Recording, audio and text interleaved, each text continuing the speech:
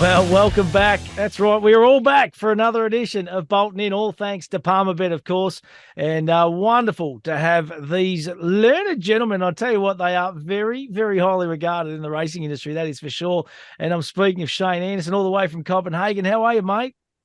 Matty, good to see you, my friend. Still winter over here. I'm just hoping it'll turn the corner.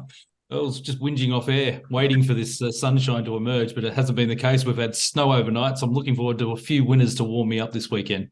I'll tell you what, mate, if it makes you feel any better, it's not much better back here in Victoria the last couple of days. We've hit a bit of a cold snap. So fingers crossed it's not breaking because summer hasn't been too bad here. But one bloke that's not going to be too fussed about the weather, I reckon, Shano, is Adam McGrath all the way from California. Does it ever rain in California, Ads? I'll tell you what, Matty, they had a 10-year record for a blizzard about 3 weeks ago, and they had rain that they haven't seen in LA for 10 to 15 years. So the sun was out today probably for the first time, and people in California don't know how to handle rain. So it's been some big issues over here, as you can imagine. Hey, listen, you've got some excitement too. You're getting married in the next couple of weeks, mate. That's pretty exciting news. Yeah. I'm just got to hope that she doesn't run away before the 2 weeks. I'm counting down the days and hoping she doesn't find any excuses. But no, looking forward to it. Got a few people flying over from Australia, doing it out there in Phoenix. So it's going to be a lot of fun to see a few people that I haven't seen since before COVID either. So we're going to be some good catch-ups and hopefully the wedding goes all to plan. Adam, let me just jump in for a second. If you're getting married, and congratulations, by the way, Thank you. Credit to you. The pressure is now really on you to nail winners because weddings are expected. Expectations post-wedding are normally financially enormous. Good luck, mate. A lot of pressure. Well, you bring up a great point. Normally, I'm not allowed to gamble, but all of a sudden, leading into the wedding, winners are fine, and I'm allowed to bet. I'm just not allowed to lose. So you're already onto something. This discussion is happening in this household as well. Hey, I want to know where the invite is, Shano. Wouldn't a nice little America's trip, like just about now be perfect for us too, wouldn't it? Yeah, and I'll tell you what, Matty, I don't know about you, but I always drop my MC rate for good friends like Adam, so missed an opportunity to get a side earn. I'll need you boys to give me a winner this weekend, and then the invite will be there. We'll fly you first class. Yeah, we're talking. Hey, listen, how have you seen the Autumn Carnival from a Sydney racing point of view and also Melbourne the first couple of weeks? I'll start with you, Shano. Yeah, good question, Matty. I think overall it's been a really solid few weeks of racing. Big guns wise, Animo, great to see the champ back. Winning an 8th Group 1 when he took the Chipping Norton Stakes a couple of weeks back. We've seen some emerging talent come through in Sydney. Sunshine in Paris was pretty good when she won the Surround. Great weekend last weekend, of course, where superstar jockey Zach Purton flew in and rode a couple of winners at Group 1 level, which was great to see, including Artorias, who getting him over the line first is a feat in itself. But then in Melbourne, of course, we've had probably a slightly different program. Caulfield being out of play this year, so a lot of the Group 1 racing being run at Sandown. That's produced some really competitive racing. So I think overall it's been a really, really good, solid start to the Carnival. But I think from now on is when it gets really serious. Great weekend of racing coming up this weekend, both Flemington and at Rose Hill. And of course, then we get heading towards races like the All-Star Mile, the Australian Cup, and of course the big ones up in Sydney with the championships.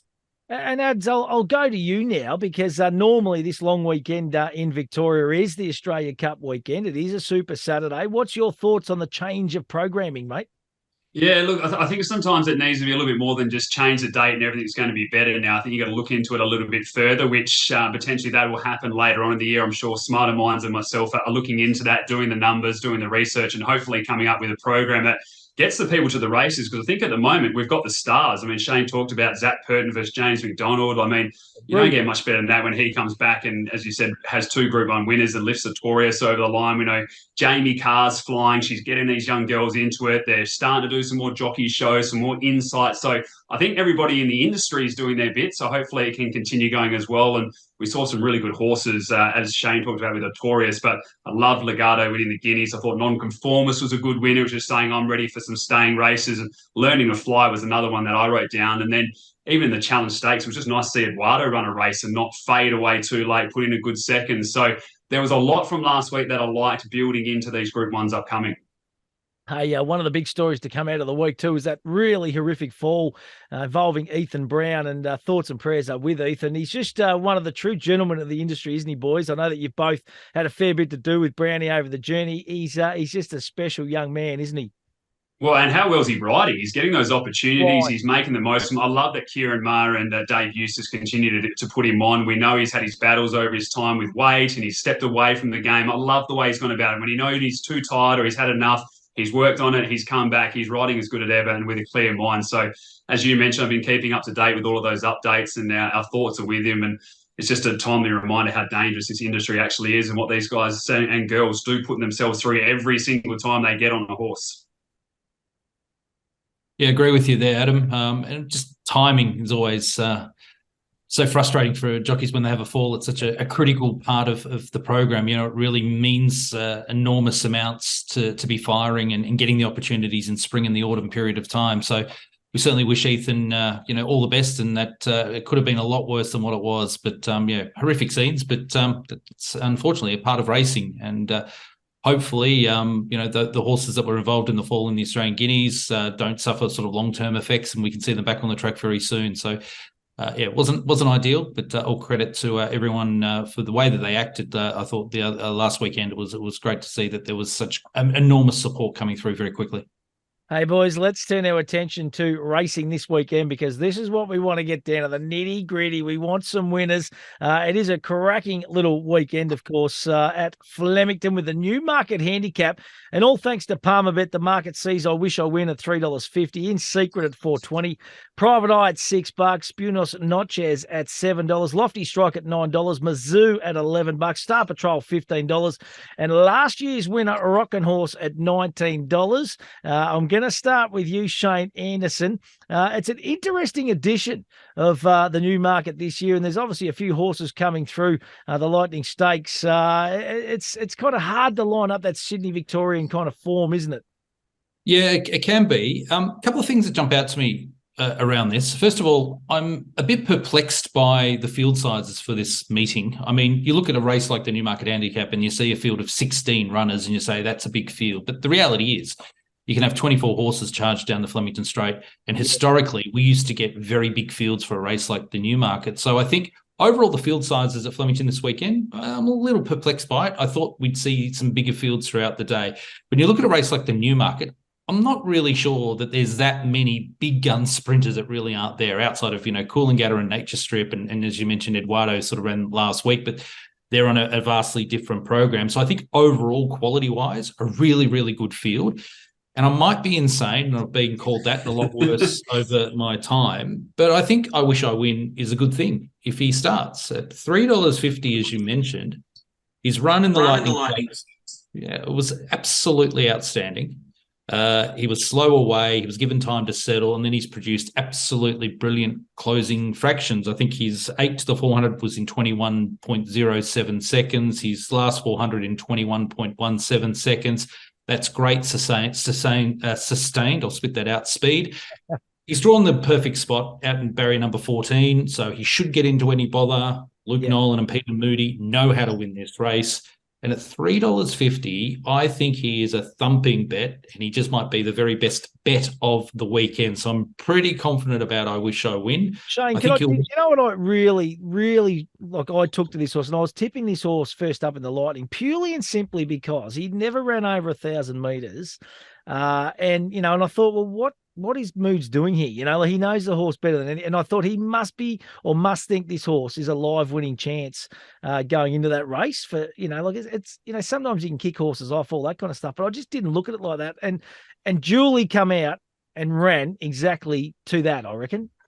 Yeah, you're spot on. His run was enormous, and he was probably beaten by circumstances. Coolangatta, the winner of the race, Jamie Carr, had her bang on speed, control the race, kicked at the right time. Then you see I Wish I Win, fly late, just miss out. But based on what we saw, he's come back in great form. For old history nerds like myself, who quite often look at trends for races like the Newmarket Handicap, you want a horse that is very strong at 1,400, even 1,600 metres in these 1,200-metre straight sprint races, because quite often there's a fair bit of sustained speed throughout. So you need a horse that's going to be really strong late in the piece. And I think being drawn out, it just gives Luke Nolan clear passage for the vast majority of the race if he chooses that. So I think I Wish I Win, clearly the one to beat. As I said at the top of my summation, probably from my eyes at this stage, the best bet of the weekend. I'm very confident about him. Yep. you're looking for value in the race, the two that really I think are massively overpriced. So the defending champion, Rockin' Horse, $19. First up run in the Oakley Plate was good. Generally flies at Flemington. Amazing record down the straight track at Flemington. But the one I am putting in as my value bet is September Run. Big price for September Run. Her first up run in the Lightning Stakes, rock solid, beaten less than a length when ridden on speed to finish fourth. She ran very well in the Newmarket last year. First up, she's actually got probably a better record second up. So she's coming into this really, really well. And again, she's drawn a little bit out. Jai McNeil's in form, should be able to give her clear passage throughout the race as well. So best bet, I wish I win, $3.50. Very happy with that. Value bet, September Run at $20+. I think she'll run a big race. And the Lightning Stakes form for me is probably the strongest form on offer here. And I reckon horses that go down the straight at Flemington, massive tick. You just got to sometimes just throw form out the window. If they race down the straight and they race well, you got to chuck them in. Ads, what are your thoughts on the Newmarket, mate? I was getting a bit worried then, Matty, that I was going to look like the kid that didn't do his homework and just copied his mate next to him. So I'm glad that Shane and I differed on that last bit, because I don't think I wish I win. I think I just win. I'm with them there. I think this is one of the better bets of the weekend. I was surprised by the price, to be honest. I thought it was going to be shorter. Our friends at Palmerbet are going to see some money coming across for it. I think I'm very confident with it as well. Huge run. Loved it last. Don't need to add anything else to what Shane had done. I have a big circle around Rockin' Horse, so I agree with Shane there. I think it'll drift on the day. Mike Moroney said it's going better than ever. There's still talk about going to Royal Ascot and breeding over there as well. They tick all the boxes. You always get a nice price about the horse. Then when I heard Shane go the next one, I thought we were going to have the same runner again. I'm actually just going to throw in Bella Nipotina. I really like the run of Bella Nipotina and September Run. Now, September Run is drawn better. Bella Nipotina drawn 1 is a huge negative, I know, but I love the way that she ran through the line. She's just so tough, and you just know what you're going to get with her. I know barrier 1's a negative, but she's going to try. She's going to keep attacking the line. She has a good second up record, and she's just as on as they come. She doesn't owe me much with the way that she's raced in the past before. So I wish I win. One of the better bets of the weekend. Rockin' Horse, you have to put in your multis, your exotics there, and have a little splash at, and Bella Nipotina is my value runner. There you go. So both boys very, very bullish about the chances of I wish I win in the Newmarket on the weekend. $3.50 from the Palmerbet team might be a luxury. Hey, listen, let's turn our attention to Rose Hill. Coolmore Classic is the feature race, of course, up there. The market, all thanks to Palmerbet and Avisto at $4.80. Zugocha at $4.80. Hope in Your Heart at $8. Espiona, now interesting runner. I must admit, I hope they keep this horse in Victoria because I reckon it's just the Victorian way of going. I just reckon that horse grows a leg going that way of racing. It's at $10. Fangirl at $10. Ruthless Dame at $10. Hinged at $12. And Sunshine in Paris, you mentioned earlier, Shane, it's at $12 as well. Ads, I'm going to go to you first and foremost here for the Coolmore Classic at Rose Hill. This is the race. I wish you had it on a Shane first, and I would have liked to copy his homework here. This is an absolute raffle. I have no idea where I was looking at this. I went through and I circled almost every horse, and I could give reasons why to win. I ended up going with 2. They're both basically value runners with the way when I looked recently, but I think we have to put Hinged in. J-Mac, Chris Waller, I appreciate what they do. I liked the run as well over the mile last time in the Chipping Norton. The form behind Animo reads well. I'm not crazy confident, but I like it in this field, and I think it's worth a bet. The other one that I also liked was Yearning. I really liked the performance last start for the Hawks team. Zachy Lloyd's riding well. We've got some really good apprentices coming through in Australia at the moment. I love that he's getting his chance as well. Lightweight Hope didn't have much luck last stage. Good second up. I'm looking forward to seeing how this horse goes, and I just think it's a really open race. I think you can back some things between $8 and $15. Probably still miss, or back 3 of them and hopefully find a bit of a result. But Hinge will be my bet, and Yearning will be my value one in the end for that event. Yeah, beautifully done. Did you see it as open, Shane? Yeah, this historically can produce a result, this race. And I think we might see a decent result here, because the horse I'm quite keen on is Ruthless Dame, which you mentioned each way at about $10. Daughter of Tavistock, who's getting up now to 1,500 metres, which is, I think, going to be ideal this distance and probably a little bit further. I can see her being very effective getting up to 2,000 metres in time. Love the way she's come back. I mean, she had a very light early preparation, winning both starts before coming back and taking on better quality fields this campaign. Terrific run in the Manfred. We're not beaten too far behind Jacquino. We know how good he is. And that form, I think, was pretty strong. She was then able to go to the Group 1 Surround Stakes last time out, and she was narrowly beaten on in that occasion by Sunshine in Paris. And I thought her run was outstanding here. Now, she's going to be ridden by an apprentice jockey in Dylan Gibbons, who's got a fair bit of talent. So it'll be a big thrill for Dylan if he's able to win a Group 1 here. But Ruthless Dame, getting up now in trip. Third up, I think she's going to be rock solid fit, trained by the masters in Kieran Maher and David Eustace, who have had a phenomenal record all the way through.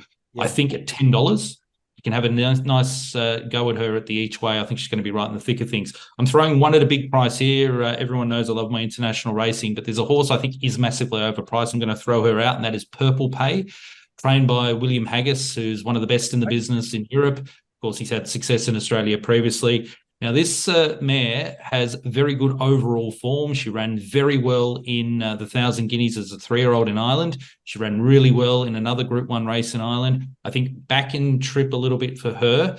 She'll be more effective at a strong 1,600 metres and perhaps out to 2,000 metres in time in her stay in Australia.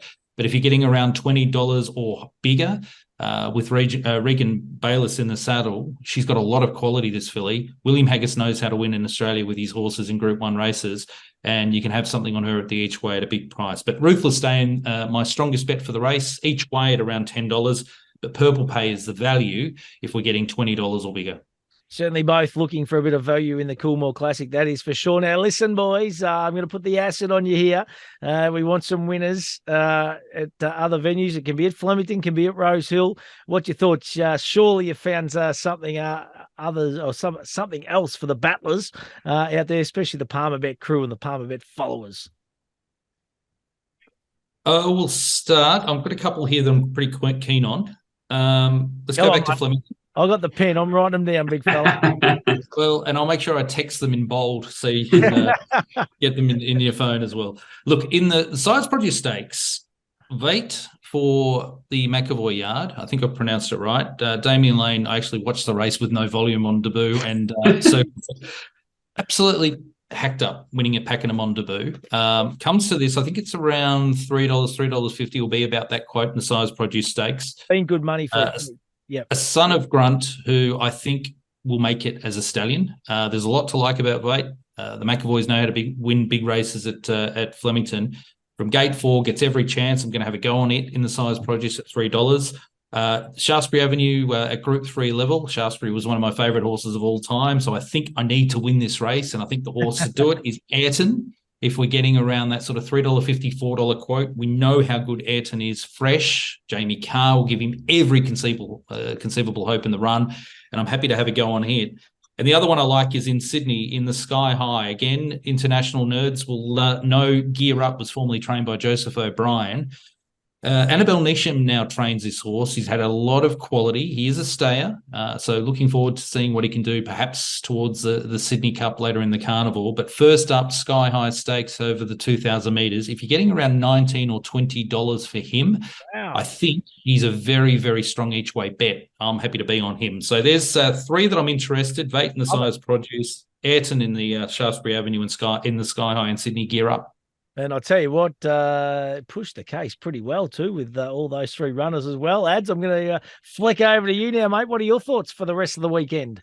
Yeah, very nice by Shane. You mentioned the rest of the weekend, and we do have that covered because I'm actually targeting Sunday because we have more of a Pinjarra meeting on Saturday at Ascot, but then Sunday is the big day out there. And we've got 2. And, I mean, you want to finish Sunday with William Pike, don't you? So we like, in a maiden 1400, there's a horse called Noteworthy. They just didn't make up a lot of ground last time. Still like the turn of foot of this horse. Well-bred, obviously, in the cerise and white. I think it'll run straight past and it'll win very easily. The other one I like comes up in the Natasha Stakes. I don't have race numbers for you yet because we're that early on recording. So maiden 1400 Sunday for Noteworthy. And then the Natasha Stakes, look, Admiration Express is going to be all the rage. Bolted in the other day. Quality horse, can win a Group 1 railway in Perth. But Linden Lady will be the value runner. Got back last time, was held up the whole straight, flashed home late. A lot of it was off camera. You could sort of see past the post, etc.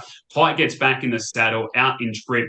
I think we'll get really nice each way odds. And so it'll be more the place bet than the win. But Linden Lady and Natasha, I think, can take it up to the favourite and give it a bit of a scare. So W Pike on a Sunday for us will be the way that we'll go.